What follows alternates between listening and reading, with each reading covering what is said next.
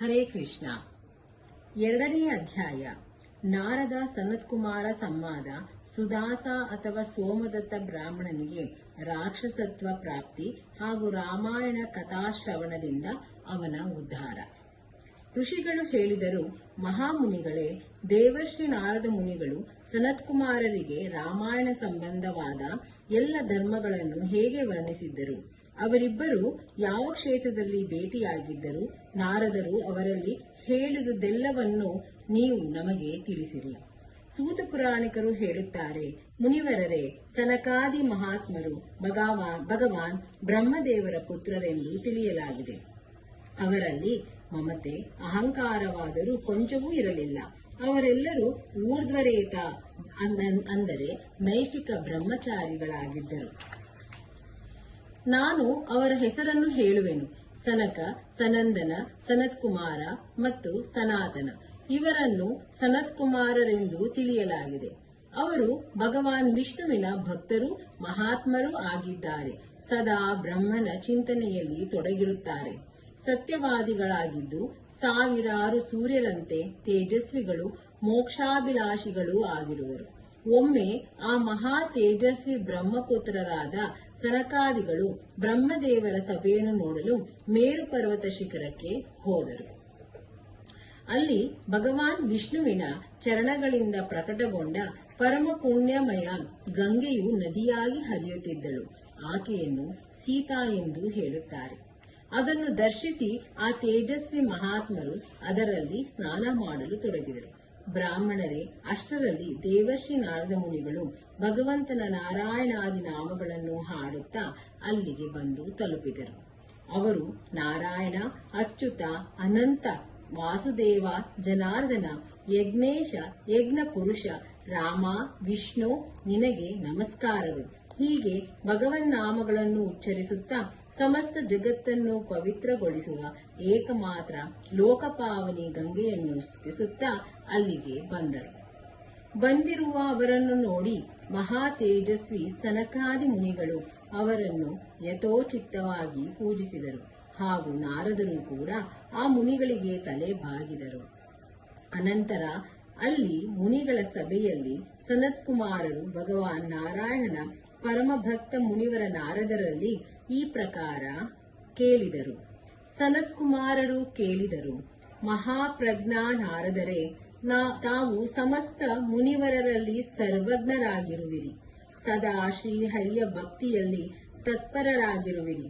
ಆದ್ದರಿಂದ ನಿಮ್ಮಿಂದ ಮಿಗಿಲಾದವರು ಯಾರೂ ಇಲ್ಲ.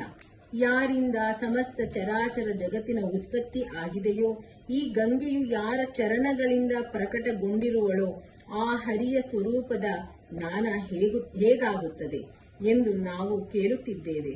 ನಮ್ಮ ಮೇಲೆ ನಿಮಗೆ ಕೃಪೆಯಿದ್ದರೆ ನಮ್ಮ ಪ್ರಶ್ನೆಯನ್ನು ಯಥಾರ್ಥವಾಗಿ ವಿವೇಚಿಸಿರಿ. ನಾರದರು ಹೇಳಿದರು, ಪರಾತ್ಪರ ಪರಮದೇವ ಶ್ರೀರಾಮನಿಗೆ ನಮಸ್ಕಾರವು. ಯಾರ ನಿವಾಸ ಸ್ಥಾನವು ಅತಿ ಉತ್ಕೃಷ್ಟವಾಗಿದೆಯೋ ಹಾಗೂ ಸಗುಣ ನಿರ್ಗುಣ ರೂಪನೋ ಆ ರಾಮನಿಗೆ ನನ್ನ ನಮಸ್ಕಾರವು. ಜ್ಞಾನ, ಅಜ್ಞಾನ, ಧರ್ಮ, ಅಧರ್ಮ, ವಿದ್ಯೆ ಮತ್ತು ಅವಿದ್ಯೆ ಇವೆಲ್ಲವೂ ತನ್ನ ಸ್ವರೂಪವಾಗಿದೆಯೋ ಹಾಗೂ ಎಲ್ಲರ ಆತ್ಮರೂಪನಾಗಿರುವನೋ ಆ ಪರಮೇಶ್ವರನಾದ ನಿನಗೆ ನಮಸ್ಕಾರವು. ಯಾರು ದೈತ್ಯರ ವಿನಾಶ ಮತ್ತು ನರಕದ ಅಂತ್ಯಗೊಳಿಸುವನೋ, ತನ್ನ ಕೈ ಸಂಕೇತ ಮಾತ್ರದಿಂದ ಅಥವಾ ತನ್ನ ಭುಜಗಳ ಬಲದಿಂದ ಧರ್ಮವನ್ನು ರಕ್ಷಿಸುವನೋ, ಪೃಥ್ವಿಯ ಭಾರವನ್ನು ವಿನಾಶಗೊಳಿಸುವುದು ಮನೋರಂಜನೆ ಮಾತ್ರವಾಗಿದೆಯೋ, ಆ ಮನೋರಂಜನೆಯ ಅಭಿಲಾಷೆ ಸದಾ ಇರಿಸುತ್ತಾನೋ ಆ ರಘುಕುಲ ದೀಪ ಶ್ರೀರಾಮನಿಗೆ ನಾನು ನಮಸ್ಕರಿಸುತ್ತೇನೆ. ಒಬ್ಬನೇ ಆಗಿದ್ದರೂ 4 ಸ್ವರೂಪಗಳಲ್ಲಿ ಅವತರಿಸುವನೋ, ವಾನರರೊಂದಿಗೆ ರಾಕ್ಷಸ ಸೇನೆಯನ್ನು ಸಂಹಾರ ಮಾಡಿರುವನೋ ಆ ದಶರಥ ನಂದನ ಶ್ರೀರಾಮಚಂದ್ರನನ್ನು ನಾನು ಭಜಿಸುತ್ತೇನೆ. ಭಗವಾನ್ ಶ್ರೀರಾಮನ ಇಂತಹ ಅನೇಕ ಚರಿತ್ರೆಗಳಿವೆ. ಅವುಗಳನ್ನು ಕೋಟ್ಯಾವಾದಿ ವರ್ಷಗಳಾದರೂ ಎಣಿಸಲಾಗಲಿಲ್ಲ. ಶ್ರೀರಾಮನ ನಾಮದ ಮಹಿಮೆಯನ್ನು ಮುನೀಶ್ವರರು ತಿಳಿಯದೆ ಹೋದರು. ಅಲ್ಲಿ ನನ್ನಂತಹ ಕ್ಷುದ್ರ ಜೀವಿಯು ಹೇಗೆ ತಿಳಿಯಬಲ್ಲದು?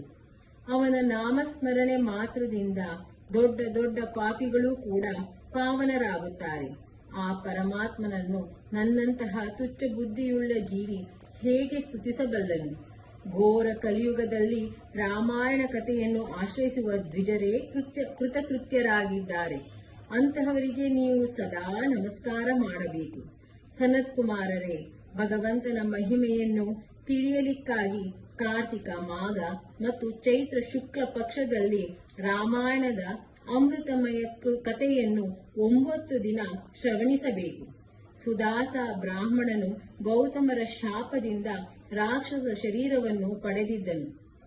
ಆದರೆ ರಾಮಾಯಣದ ಪ್ರಭಾವದಿಂದಲೇ ಅವನು ಆ ರೂಪದಿಂದ ಮುಕ್ತನಾಗಿದ್ದನು.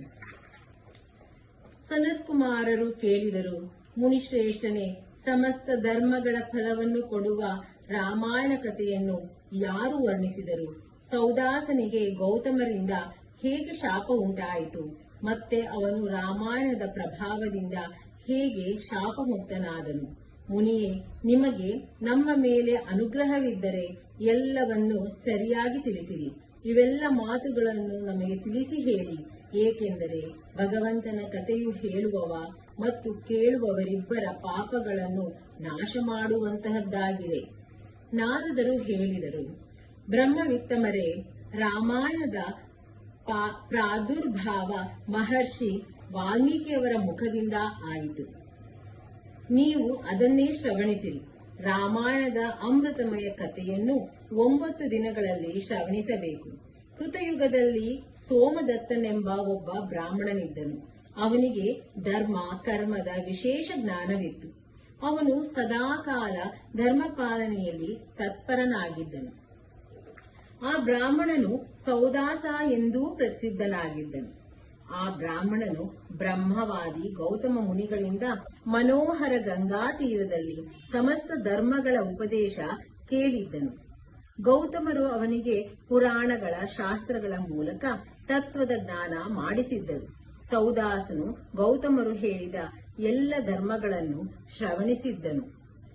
ಒಮ್ಮೆ ಸೌದಾಸನು ಪರಮೇಶ್ವರ ಶಿವನ ಆರಾಧನೆಯಲ್ಲಿ ತೊಡಗಿದ್ದನು. ಆಗ ಅಲ್ಲಿಗೆ ಅವನ ಗುರುಗಳಾದ ಗೌತಮರು ಬಂದರು. ಆದರೆ ಸೌದಾಸನು ಬಳಿಗೆ ಬಂದ ಗುರುಗಳಿಗೆ ಎದ್ದು ನಮಸ್ಕರಿಸಲಿಲ್ಲ. ಆದರೆ ಬುದ್ಧಿವಂತರಾದ ಗೌತಮರು ತೇಜದ ನಿಧಿಗಳಾಗಿದ್ದರು. ಅವರು ಶಿಷ್ಯನ ವರ್ತನೆಯಿಂದ ಸಿಟ್ಟಾಗದೆ ಶಾಂತವಾಗಿಯೇ ಇದ್ದರು. ನನ್ನ ಶಿಷ್ಯ ಸೌದಾಸನು ಶಾಸ್ತ್ರೋಕ್ತ ಕರ್ಮಗಳ ಅನುಷ್ಠಾನ ಮಾಡುತ್ತಿದ್ದಾನೆ ಎಂದು ತಿಳಿದು ಬಹಳ ಸಂತೋಷಗೊಂಡರು. ಆದರೆ ಸೌದಾಸನು ಯಾರನ್ನು ಆರಾಧಿಸುತ್ತಿದ್ದನೋ ಆ ಸಂಪೂರ್ಣ ಜಗತ್ತಿನ ಗುರು ಮಹಾದೇವನು ಗುರುಗಳ ಅವಹೇಳನದಿಂದ ಆದ ಪಾಪವನ್ನು ಸಹಿಸಲಿಲ್ಲ. ಅವನು ಸೌದಾಸನಿಗೆ ರಾಕ್ಷಸನಾಗೆಂದು ಶಪಿಸಿದನು. ಆಗ ವಿನಯ ಕಲಾ ಕೋವಿದ ಬ್ರಾಹ್ಮಣನು ಕೈ ಮುಗಿದು ಗೌತಮರಲ್ಲಿ ಹೇಳಿದನು. ಬ್ರಾಹ್ಮಣನು ಹೇಳಿದನು, ಸಮಸ್ತ ಧರ್ಮಗಳ ಜ್ಞಾನಿಗಳೇ, ಸರ್ವದರ್ಶಿ ಸುರೇಶ್ವರ ಪೂಜ್ಯರೇ, ನಾನು ಮಾಡಿದ ಅಪರಾಧವನ್ನೆಲ್ಲ ಕ್ಷಮಿಸಿಬಿಡಿ. ಗೌತಮರು ಹೇಳಿದರು, ಮಗು, ಕಾರ್ತಿಕ ಶುಕ್ಲ ಪಕ್ಷದಲ್ಲಿ ನೀನು ರಾಮಾಯಣದ ಅಮೃತಮಯ ಕಥೆಯನ್ನು ಭಕ್ತಿ ಭಾವದಿಂದ ಶ್ರವಣಿಸು. ಈ ಕಥೆಯನ್ನು 9 ದಿನ ಕೇಳಬೇಕು. ಹೀಗೆ ಮಾಡುವುದರಿಂದ ಈ ಶಾಪವು ಹೆಚ್ಚು ದಿನ ಉಳಿಯಲಾರದು, ಕೇವಲ 12 ವರ್ಷಗಳವರೆಗೆ ಇರಬಲ್ಲದು. ಬ್ರಾಹ್ಮಣನು ಕೇಳಿದನು, ರಾಮಾಯಣ ಕಥೆಯನ್ನು ಯಾರು ಹೇಳಿರುವರು? ಅದರಲ್ಲಿ ಯಾರ ಚರಿತ್ರೆಯನ್ನು ವರ್ಣಿಸಲಾಗಿದೆ?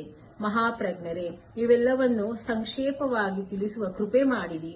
ಹೀಗೆ ಹೇಳಿ ಮನಸ್ಸಿನಲ್ಲಿ ಭಕ್ತಿಯುಕ್ತನಾಗಿ ಸೌದಾಸನು ಗುರುಗಳ ಚರಣಗಳಲ್ಲಿ ವಂದಿಸಿಕೊಂಡನು. ಗೌತಮರು ಹೇಳಿದರು, ಬ್ರಾಹ್ಮಣನೇ ಕೇಳು. ರಾಮಾಯಣ ಕಾವ್ಯದ ನಿರ್ಮಾಣ ವಾಲ್ಮೀಕಿ ಮುನಿಗಳು ಮಾಡಿರುವರು. ಯಾವ ಭಗವಾನ್ ಶ್ರೀರಾಮನು ಅವತರಿಸಿ ರಾವಣಾದಿ ರಾಕ್ಷಸರನ್ನು ಸಂಹರಿಸಿದನೋ ಹಾಗೂ ದೇವತೆಗಳ ಕಾರ್ಯವನ್ನು ನೆರವೇರಿಸಿರುವನೋ ಅವನ ಚರಿತ್ರೆ ರಾಮಾಯಣ ಕಾವ್ಯದಲ್ಲಿ ವರ್ಣಿತವಾಗಿದೆ. ನೀನು ಅದನ್ನೇ ಶ್ರವಣಿಸು. ಕಾರ್ತಿಕ ಮಾಸದ ಶುಕ್ಲ ಪಕ್ಷದ ಪಾಡ್ಯದಿಂದ ನವಮಿಯವರೆಗೂ ರಾಮಾಯಣದ ಕಥೆಯನ್ನು ಕೇಳಬೇಕು. ಅದು ಸಮಸ್ತ ಪಾಪಗಳನ್ನು ನಾಶ ಮಾಡುವಂತಹದ್ದಾಗಿದೆ. ಹೀಗೆ ಹೇಳಿ ಪೂರ್ಣ ಕಾಮರಾದ ಗೌತಮರು ತನ್ನ ಆಶ್ರಮಕ್ಕೆ ತೆರಳಿದರು. ಇತ್ತ ಸೋಮದತ್ತ ಅಥವಾ ಸುದಾಸ ಎಂಬ ಬ್ರಾಹ್ಮಣನು ದುಃಖ ಮಗ್ನನಾಗಿ ರಾಕ್ಷಸ ಶರೀರವನ್ನು ಪಡೆದನು. ಅವನು ಸದಾ ಹಸಿವು ಬಾಯಾರಿಕೆಯಿಂದ ಪೀಡಿತನಾಗಿ ಕ್ರೋಧಕ್ಕೆ ವಶೀಭೂತನಾಗಿರುತ್ತಿದ್ದನು. ಅವನ ಶರೀರವು ಕಪ್ಪಾಗಿತ್ತು. ಅವನು ಭಯಾನಕ ರಾಕ್ಷಸನಾಗಿ ನಿರ್ಜನ ಕಾಡಿನಲ್ಲಿ ತಿರುಗಾಡುತ್ತಿದ್ದನು. ಅಲ್ಲಿ ಅವನು ನಾನಾ ರೀತಿಯ ಪಶುಗಳನ್ನು, ಮನುಷ್ಯರನ್ನು, ಹಾವು, ಚೇಳು ಮುಂತಾದ ಜಂತುಗಳನ್ನು, ಪಕ್ಷಿಗಳನ್ನು, ವಾನರರನ್ನು ಬಲವಂತವಾಗಿ ಹಿಡಿದು ತಿನ್ನುತ್ತಿದ್ದನು.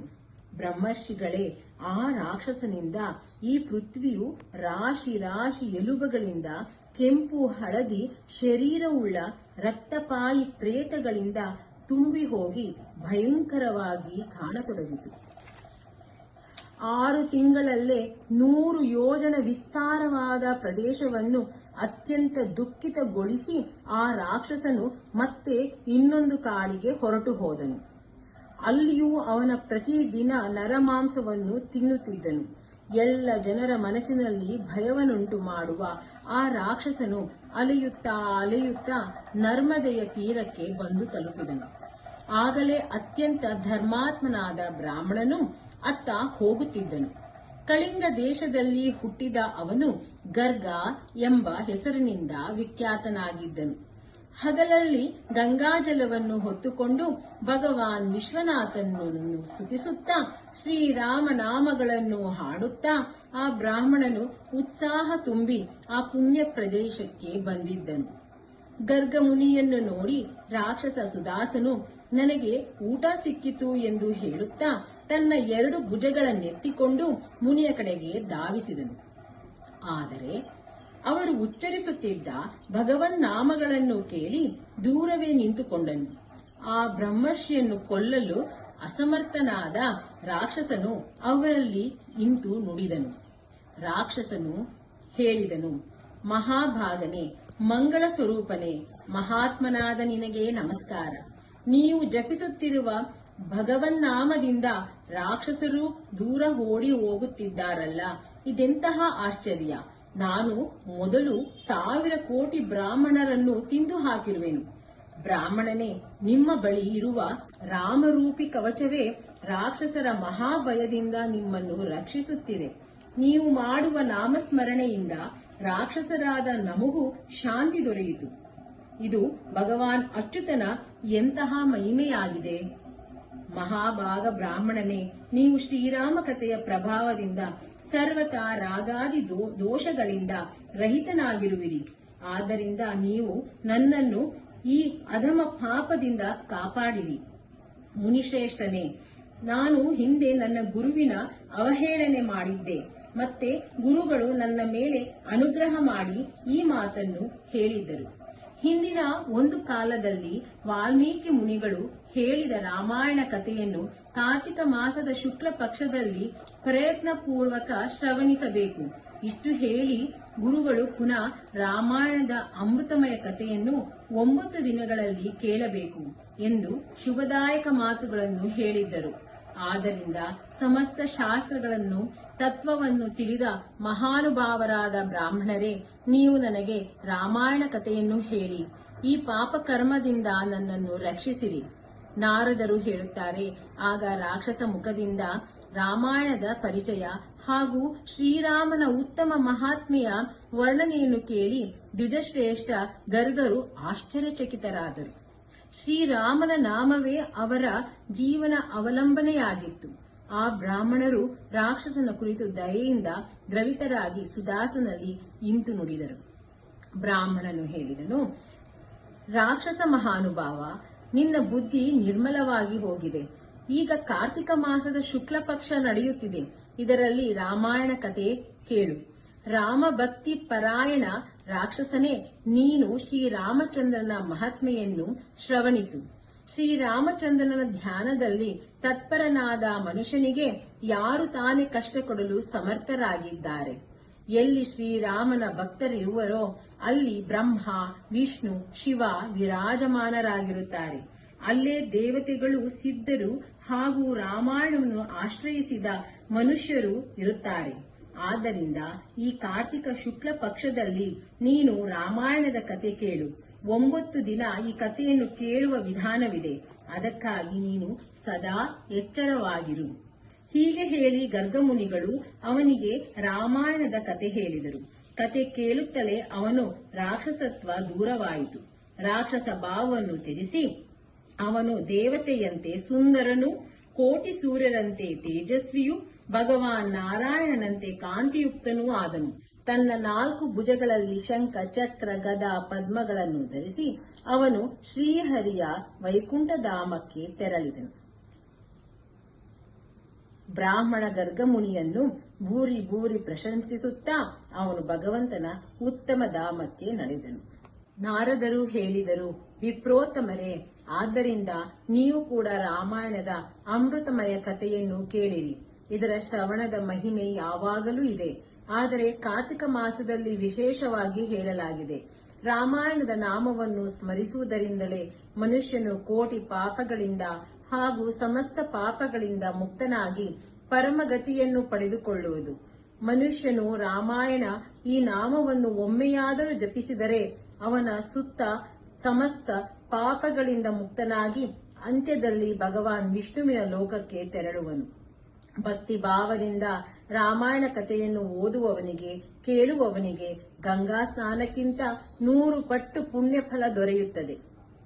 ಶ್ರೀ ಸ್ಕಂದ ಪುರಾಣದ ಉತ್ತರಖಂಡದಲ್ಲಿನ ನಾರದ ಸನತ್ಕುಮಾರರ ಸಂವಾದದಲ್ಲಿ ರಾಮಾಯಣ ಮಹಾತ್ಮ್ಯದ ಪ್ರಸಂಗದಲ್ಲಿ ರಾಕ್ಷಸನ ಉದ್ಧಾರ ಎಂಬ 2ನೇ ಅಧ್ಯಾಯವು ಪೂರ್ಣವಾಯಿತು.